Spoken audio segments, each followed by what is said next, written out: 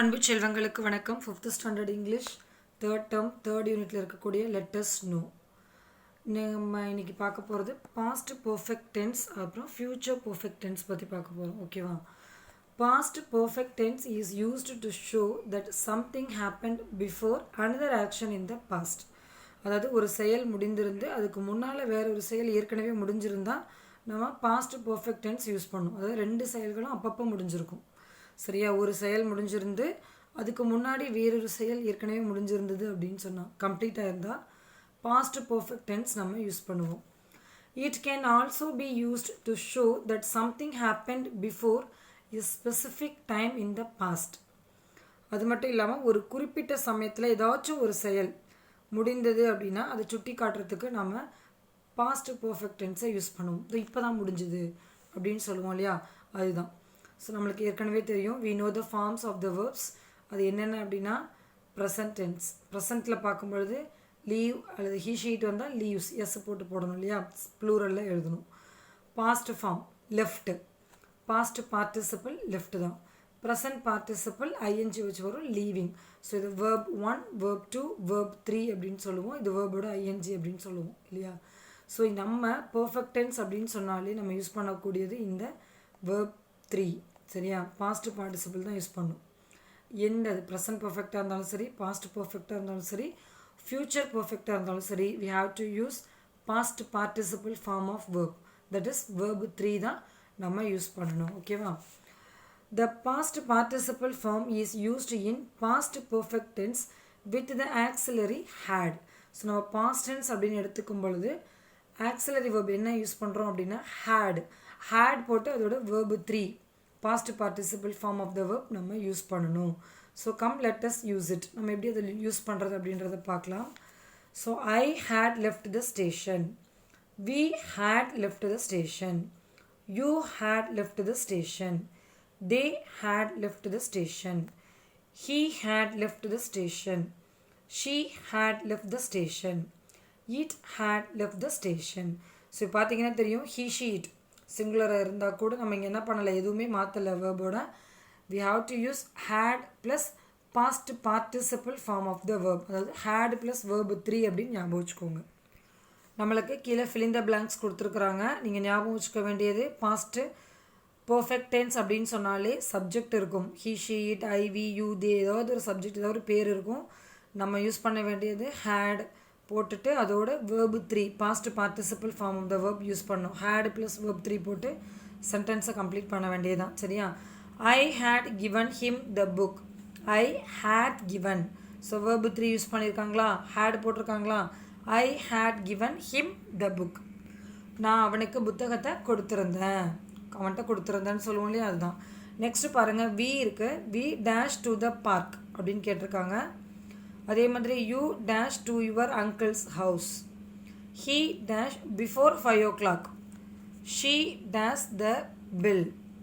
pay அப்படின்ட்டுருக்கு. இப்போ நம்ம அங்கே என்ன பண்ணணும்னு யோசிச்சு வைங்க, அப்போ தான் நான் சொல்லுவேன். they dash him before the party. it dash before I touched it. break அப்படின்னு கொடுத்துருக்காங்க. ஸோ ப்ராக்கெட்டில் கொடுத்துருக்கிறது தான் வேர்பு. அதை நம்ம என்னவா மாற்றணும்? வேர்பு 3க்கு மாற்றணும்.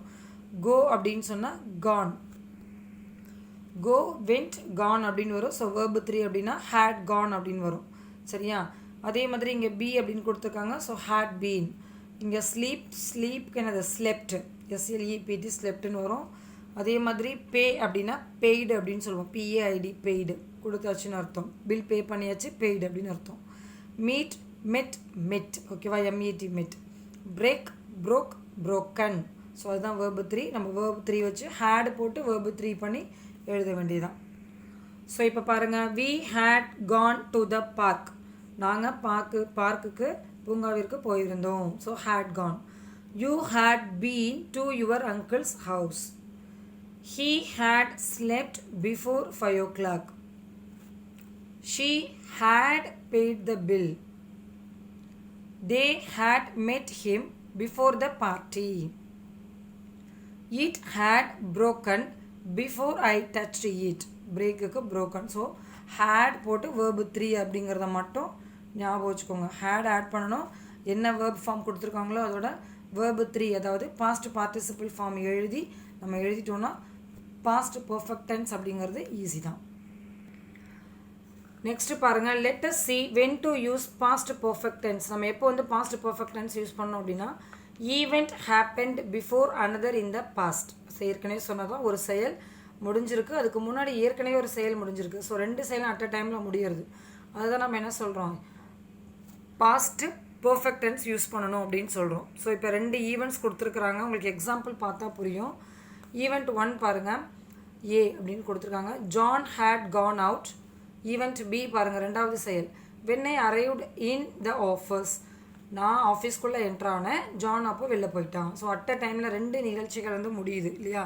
அதுதான் என்ன சொல்கிறோம், ஈவெண்ட் ஏ ஈவெண்ட் பி ரெண்டும் எண்ட் ஆகிறதுனால இது வந்து பாஸ்ட் பர்ஃபெக்ட் டென்ஸ் நம்ம யூஸ் பண்ணுறோம். நெக்ஸ்ட் பாருங்கள், I had saved my document. நான் என்னோட டாக்குமெண்ட்டை சேவ் பண்ணிட்டேன். Before the computer crashed. Computer வந்து கிளாஷ் ஆகிறதுக்கு முன்னாடி நான் வந்து என்ன பண்ணிட்டேன், சேவ் பண்ணிட்டேன்.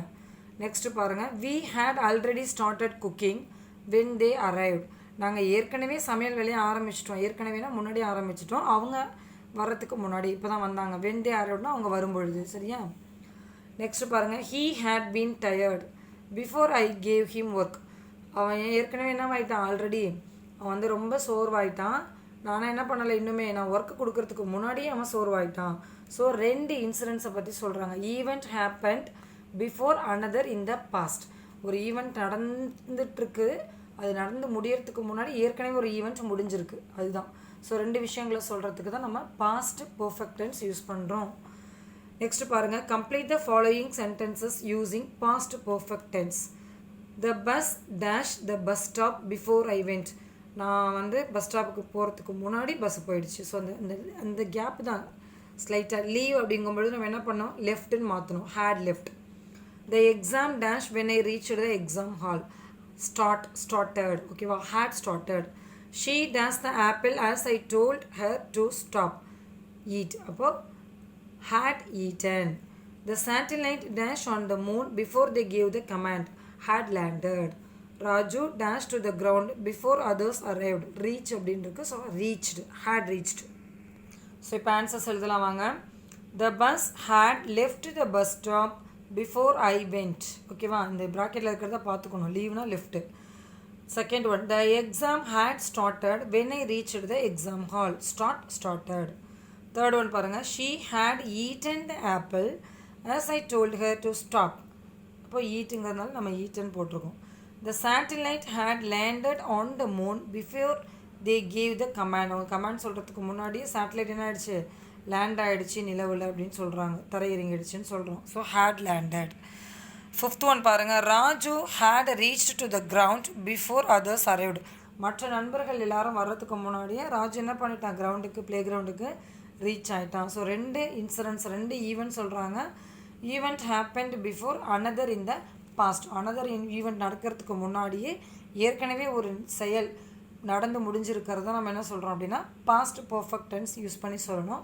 சிம்பிளாக ஞாபகம் வச்சுக்கோங்க, ஹேட் போட்டு பாஸ்ட் பார்ட்டிசிபிள் ஃபார்ம், அதாவது ஹேடோட வேர்பு 3 ஃபார்ம் வந்து நம்ம எழுதி ஃபினிஷ் பண்ணால் அதுதான் பாஸ்ட் பர்ஃபெக்ட் டென்ஸ்.